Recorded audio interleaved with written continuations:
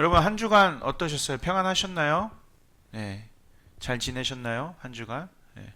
갑자기 또 날씨 추워지고 저희 북쪽에는 지금 눈이 어마어마하게 내린다고 또 뉴스도 뜨고 그래도 감사한 것은 이제 비가 내리면서 밖에는 길이 좋아진 것 같아요. 네. 그래도 오늘 예배 끝나고 또 좋은 소식이 있으니까 맛있는 거 먹으러 갑시다. 가만히 우리 삶을 들여다보면 우리는 참 많은 것을 봐요. 네. 그리고 많은 것을 들으며 살아갑니다. 우리가 가까이 있는, 가장 우리 삶에 가까이 있는 스마트폰만 딱 켜면 정보가 넘쳐나죠. 네. 그리고 좋은 명언, 위로, 네. 그런 말들이 홍수처럼 쏟아져 내립니다. 그런데 참 이상한 일이 있습니다. 귀는 즐거워요. 그리고 머리는 새로운 정보로 이렇게 채워져요. 근데 정작 우리의 마음 한구석에는 여전히 허전할 때가 많습니다. 아는 것은 진짜 많아졌어요. 예. 이제 목사님들도 허튼 소리 못해요. 예. 정말 본문에 나와 있는 본문 그대로 열심히 공부해서 말해야 돼요. 조금이라도 다른 의미를 얘기하면 다 알아요, 이제는. 예. 아는 것은 많아졌는데 왜 내 삶의 문제는 여전히 버겁게만 느껴질까? 그리고 허전할 때가 더 많을까? 우리의 신앙생활도 이와 같이 하는지 한번 조심스럽게 들여다봅니다. 우리는 매주 강단에서 선포되는 이 은혜로운 말씀에 고개를 끄덕여요. 네. 또 감동의 찬양을 들으면서 은혜 받았다고 고백을 합니다. 물론 여러분들이 보여주시는 그 공감 눈빛은요, 설교자인 저에게도, 그다음에 찬양 인도자, 찬양을 이끄는 모든 리더들에게도 큰 힘이 됩니다. 하지만 목회자와 찬양 인도자에게 힘을 더해주기 이전에 우리가 냉정하게 우리 영혼의 거울 앞에 서서 물어봐야 할 진짜 질문은 이것입니다. 주일 예배 때 나의 고개 끄덕임이, 그 공감이 불안한 나의 현실을 지탱할 진짜 힘이 되고 있는가? 내가 쌓아둔 그 수많은 말씀의 지식이 나의 출근길의 목적과 학업 목적의 방향을 이끌고 있는가? 이끌고 있는가? 오늘 우리가 만나는 이 야고보서의 말씀은 2000년이라는 시간을 뛰어넘어서 우리의 이 아픈 구석을 정확하게 꿰뚫어 보고 있어요. 하나님은 야고보 사도를 통해 우리에게 전곡을 찌르는 도전을 주십니다. 듣는 것으로 만족하지 마라. 그것이 진짜가 아니다. 믿음의 완성은 귀가 즐거운 것이 아니라 손발이 움직일 때 비로소 시작이 된다. 시작이 된다. 오늘 이 시간 이 머리로만 아는 이 머리로만 아는 신앙이 주는 그 답답한 영적 체증이 시원하게 뚫리시기를 바라요. 네, 말씀이 단순히 쌓이는 지식이 아니라 내 삶을 지키고 세상을 이기는 가장 강력한 무기가 되는 시간. 그 진짜 능력의 회복이 저와 여러분들에게 임하기를 간절히 소망합니다.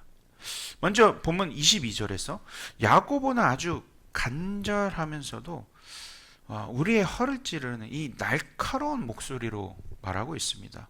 22절 우리 다 같이 한번 읽어볼까요? 네, 22절입니다. 시작. 너희는 말씀을 행하는 자가 되고 듣기만 하여 말라. 여러분 여기서 자신을 속인다는 말이 참 무서운 표현입니다.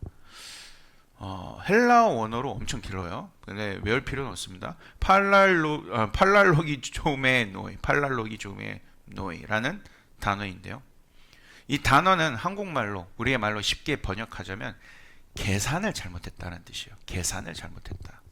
즉 착각했다라는 뜻입니다. 이 착각은 단순히 말씀을 잘못 알아들었다라는 뜻이 아니에요. 단순히 설교 내용을 이해하지 못했다라는 말이 아닙니다. 말씀을 귀로 듣기만 해놓고서 마치 내가 그 말씀대로 잘 살고 있는 사람이냐 스스로 속이지 말라는 뜻입니다. 듣는 것만으로도 신앙생활 다 했다라고 여기지 말라는 뜻이에요. 예를 들어서 이런 사람들 많이 봤을 겁니다. 마치 입으로는 월드컵 국가대표급인데 실제로는 축구 실전 경험도 해보지 못한 그 이축구 전문가들 많죠.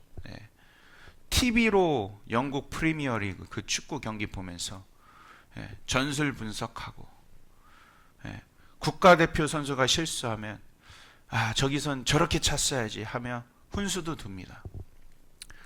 이론만 들으면서 이 사람은 이미 손흥민이라는 선수가 되어 있어요. 하지만 여러분, 그 사람을 데려다가 진짜 프로 축구 경기 항복판에 세워두면 어떻게 될까요? 그보다 동네 조기 축구 운동장 한복판에 세워두면 어떻게 될까요?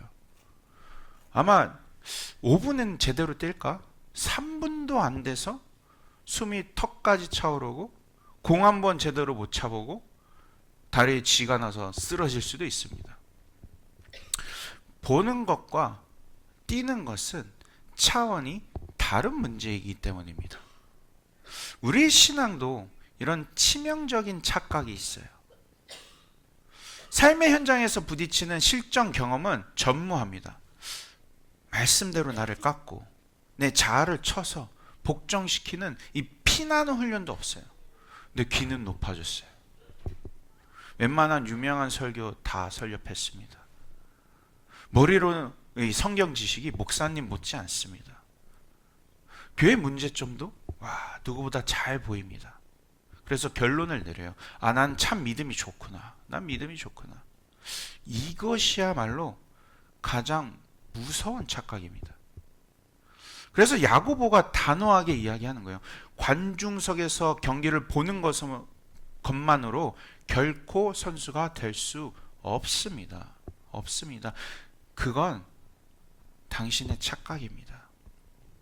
근데 어떤 목사님은 이런 형태를 영적 체증이라는 아주 탁월한 표현으로 설명하셨더라고요. 영적 체증. 아무리 비싸고 좋은 설교 음식을 먹어도 움직이지 않고 가만히 있으면 어떻게 됩니까? 소화가 안 돼요. 속이 더부룩해지고 더 답답해집니다. 오히려 몸이 병들게 되죠. 말씀도 똑같다라는 거예요. 기로는 매주 생명의 양식을 먹는데 삶이라는 현장에서 그것을 소화해내지 못하면 우리의 영혼에 급체가 온다라는 거예요. 머리만 커지고 손발은 움직이지 않는, 생각만 들어가요. 내 감동은 사라진 이 무기력한 신앙인이 되고 마는 것입니다. 딜레마에 빠지는 거죠. 딜레마. 사랑하는 여러분, 이제 하나님이 우리에게 주신 이 경기장, 우리의 삶의 터전을 제대로 한번 바라봅시다.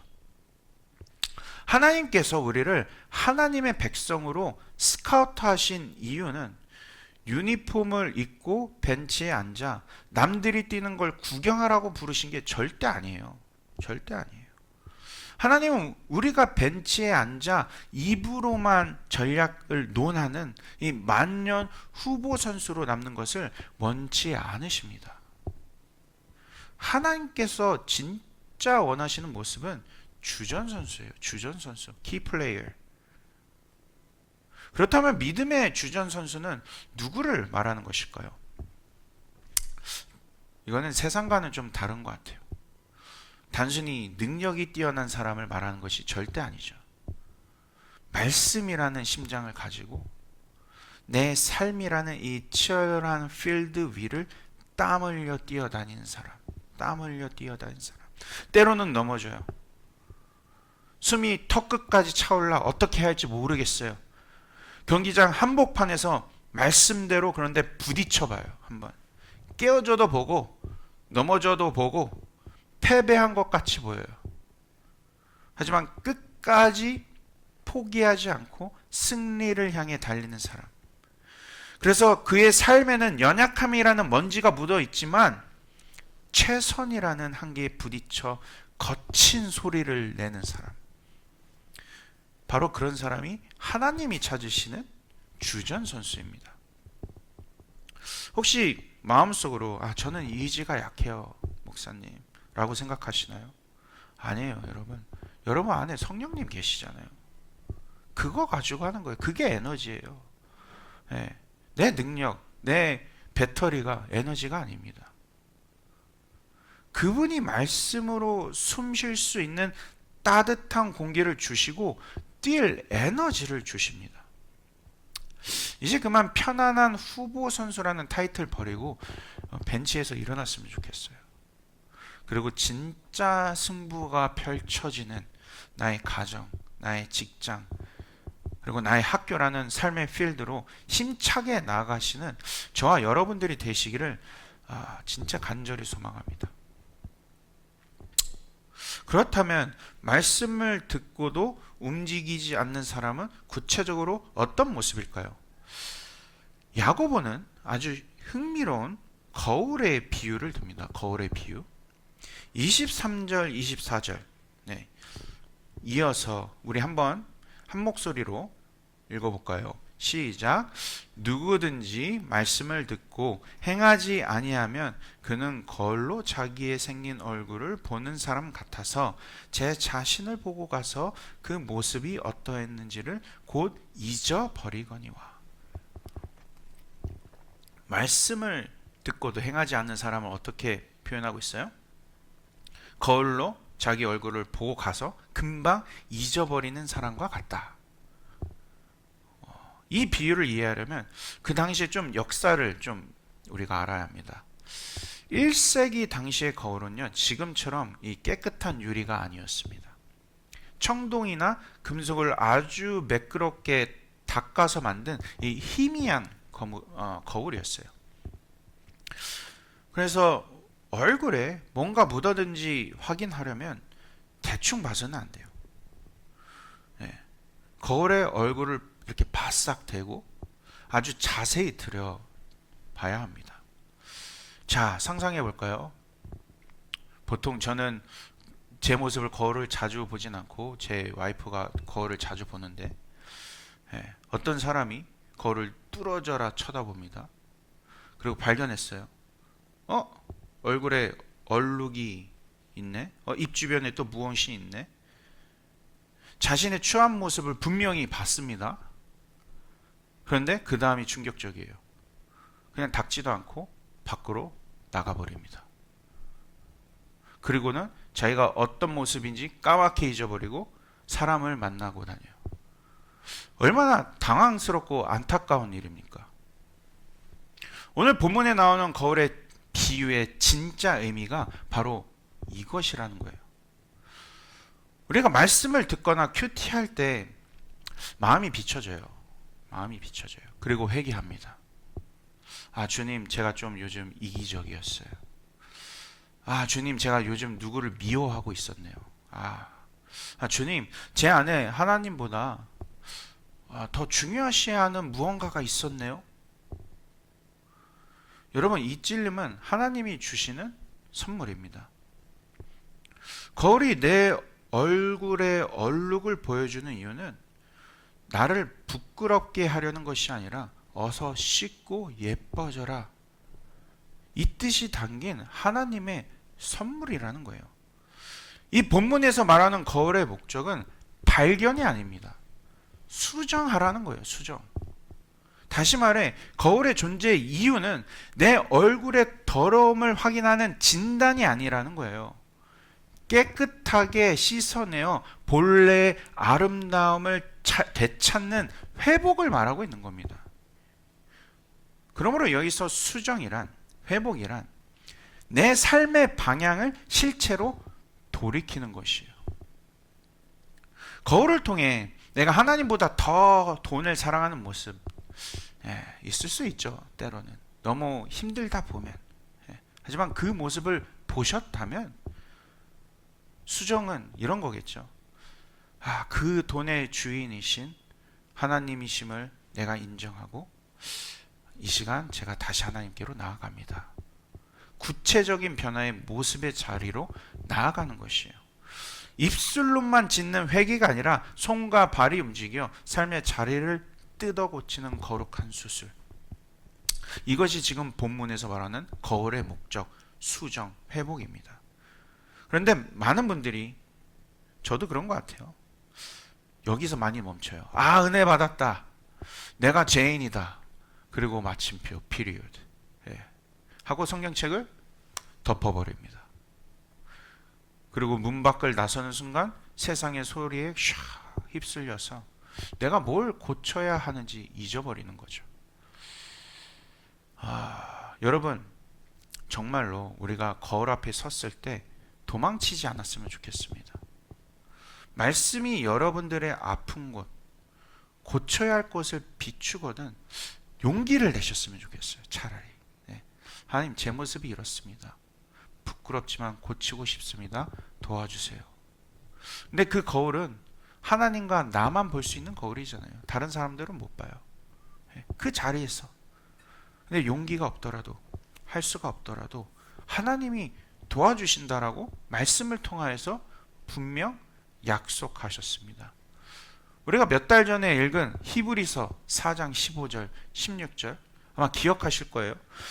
우리에게 있는 대제사장은 우리의 연약함을 동정하지 못하실 리가 아니요, 모든 일에 우리와 똑같이 시험을 받으신 이로되 죄는 없으시니라. 그러므로 우리는 국률하심을 받고 때를 따라 돕는 은혜를 얻기 위하여 은혜의 보좌 앞에 담대히 나아갈 것이니라. 우리 주님이요, 우리의 연약함을 동정하지 못하실 리가 아니요, 무조건 동정해 주신다라는 거죠. 이 모습까지 다 동정해 주신다라는 거예요. 그리고 얼룩을 닦아낸 얼굴이 빛나듯이 말씀 앞에 정직하게 반응하고 조금은 시간이 걸릴지라도 닦아내는 여러분들의 영혼은 누구보다도, 닦아내면 여러분들의 영혼은 누구보다도 아름답게 빛날 것입니다. 그 변화의 기쁨에 담대히 나가시는 저와 여러분들이 되시기를 바라요. 그리고 마지막으로 25절 우리 다 같이 읽어볼까요? 25절 시작. 자유롭게 하는, 듣고 잊어버리는 자가 아니요 전하는 자니 이 사람은 그 행하는 일에 복을 받으리라. 여기서 야고보는 말씀을 실천하는 사람을 이렇게 부릅니다. 자유롭게 하는 온전한 율법을 들여다보고 있는 자. 자유롭게 하는 온전한 율법을 들여다보고 있는 자. 가끔씩 한글도 보면 이렇게 헷갈려요. 이게 무슨 말일까? 이 뜻을 알기 위해서 우리는 여기서 가장 키포인트를 봐야 돼요. 이 자유라는 의미에 집중해야 됩니다. 자유. 어떻게 하면 이 자유라는 단어를 우리가 더욱 친숙하게 접근할 수 있을까? 많은 청년들이 말씀 읽어라, 말씀대로 살자, 순종하자 이야기를 할 때 본능적으로 거부감을 느낍니다. 근데 여러분, 자연스러운 거예요. 목사님, 안 그래도 취업 준비, 스펙 쌓기, 파타임 잡 때문에 힘들어 죽겠는데 신앙생활까지 이거 내 짐이 돼야 됩니까? 순종하면 내 자유가 없어지는 거 아니에요? 그런데 야고보는 정반대로 이야기하고 있는 거예요. 하나님의 말씀은 우리를 싸매는 사슬이 아니라 우리를 살게 하는 자유의 법이다. 생각해 볼까요? 기차는 레일 위를 달릴 때 가장 자유롭죠. 안전해요. 물고기는 물속에 있을 때 가장 자유롭고 안전하죠. 기차가 레일이 답답하다고 탈선하면 그건 자유가 아니라 재앙이 됩니다. 근데 물고기가 물속에 있다고 답답함을 느낀다면, 그런 물고기가 있나요? 나와야죠. 횟집에 가야지. 우리를 만드신 하나님은 우리가 어떻게 살아야 가장 행복한지, 어떻게 관계를 맺고 어떻게 사랑해야 하는지, 그리고 어떻게 온전해지는지를 담아서 인생 사용 설명서 말씀을 주셨습니다. 말씀을 주셨어요. 그런데 이 말씀이라는 레일 위를 탈선해 보니 진짜 자유롭던가요, 여러분? 혹시 교회를 떠나서 탈선해 보신 분 계세요? 자유롭던가요? 그 순간이? 더 불안하던데? 나의 삶은 점점 더 어디로 가는지 모르겠고, 그 끝에 나의 영혼은 피폐해지고. 하지만 하나님의 말씀, 즉 사랑의 레일 안으로 들어가면, 열심히 달리면, 그리고 그 말씀에 내가 정면으로 탁 부닥치면 정말 용서하지 못해 끙끙 앓던 마음이 말씀에 순종하여 용서할 때 미움의 감옥에서 자유해집니다.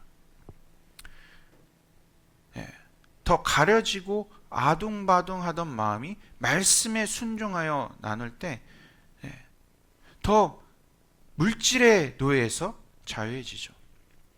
남들의 시선에 갇혀 있던 내가 하나님의 음성, 너는 내가 사랑하는 자다라는 말씀을 들을 때 오히려 열등감에서 자유해집니다. 순종은 하나님을 위해 억지로 하는 고행이 아니에요, 여러분. 너무 고행하지 마세요.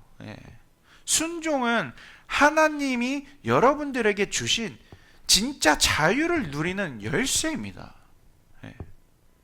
순종은 하나님을 위해 억지로 견뎌야 하는 고행이 아니에요. 순종은 내가 만든 그 좁은 그 감옥문을 열고 나가는 유일한 열쇠입니다. 한번 생각해 봅시다. 내 기분대로 사는 거 자유 같잖아요. 실은 매일 변하는 내 감정과 내 욕심이라는 이 좁은 독방에 갇혀 있는데 내가 어떤 말과 행동을 하고 있는지 여러분 한번 생각해 봅시다. 여러분들은 그 방에서 어떤 말을 하고 있나요? 선한 말을 하고 있나요? 선한 행동을 하고 있나요? 순종이란 그 답답한 나라는 이 좁은 문을 열고 하나님이 예비하신 이 은혜의 광활한 들판으로 뛰어나가는 것이에요. 그제야 비로소 우리는 남들의 시선이라는 이 창살에서 벗어나 숨을 쉬게 됩니다. 숨을 쉬게 돼요. 세상 모든 것이 변하고 흔들려도 말씀 안에 거하는 자는 흔들리지 않는 자유를 누립니다. 순종은 바로 그 평안한 방으로 들어가는 문을 여는 행동입니다. 문을 여는 행동. 그래서 25절 끝부분에 이렇게 약속하잖아요. 마지막 부분에 뭐라고 써져 있죠? 이 사람은 그 행하는 일에 복을 받으리라. 이 사람은 그 행하는 일에 복을 받으리라. 이 복은요, 나중에 천국 가서 받는 상급만을 말하는 것이 아닙니다. 순종하면 살아가는 그 과정 자체가, 그 하루하루가 이미 축복이고 기쁨이 된다라는 뜻이에요. 사랑하는 여러분, 이제 말씀을 맺겠습니다. 제가 개인적으로 존경하는 목사님께서 이런 이야기를 하시더라고요. 말씀이 삶이 되는 인생은 세상 그 누구도 이길 수 없다. 말씀이 삶이 되는 인생, 세상 그 누구도 이길 수 없다. 목사님도 못 이겨요. 그러니까 못 이겨요, 진짜. 말씀으로 살아가는 사람들은. 저는 우리 청년 모두가 이런 무서운 사람들이 됐으면 좋겠어요. 감사한 것은 이미 이런 무서운 사람들이 있어요. 세상의 스펙이나 돈으로 잴 수 없는 말씀이 삶으로 뿜어져 나오는 내공 있는 청년. 너무 거창하게 생각하지 마세요. 거창하게 생각하지 마세요. 오늘 당장 성경 전체를 완벽하게 지키라는 말이 아닙니다. 오늘 들을 말씀 혹은 큐티하다가 마음에 와닿는 그 딱 한 구절 있잖아요. 그거 하나만이라도 한번 씨름해 보세요. 항상 기뻐하라는 말씀이 생각나면 짜증나는 상황에서도 억지로 한번 웃어보고, 원수를 사랑하라는 그 말씀이 너무 무거우면, 버거우면 꼴 보기 싫은 그 사람에게 가서 우유 한 잔 쓱 내밀어 보고, 예, 머리로 계산하지 말고 몸을 한번 던져보세요. 그 작은 순종이 쌓여서 그 여러분들의 그 영적 체증 없는 건강한 신앙인으로, 세상이 감당치 못할 믿음의 사람으로, 네, 만들어 갈 것입니다. 말씀 안에서 자유롭게 뛰어노는 인생, 예, 듣고 잊어버리는 인생이 아니라, 예, 행함이 있는 그 기적을 맛보는 인생, 그 복된 삶의 주인공이 바로 여러분들이 되시기를 주님의 이름으로 축원드립니다.